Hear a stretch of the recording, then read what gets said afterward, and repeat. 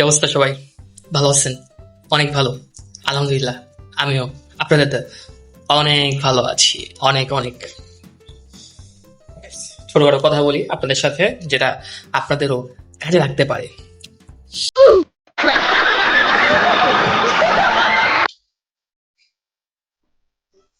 কথা কি জানেন?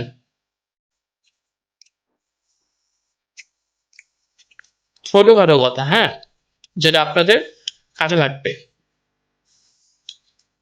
অনেক বেশি পরিমাণে কাজে লাগতে পারে। কথাটা কি আছে?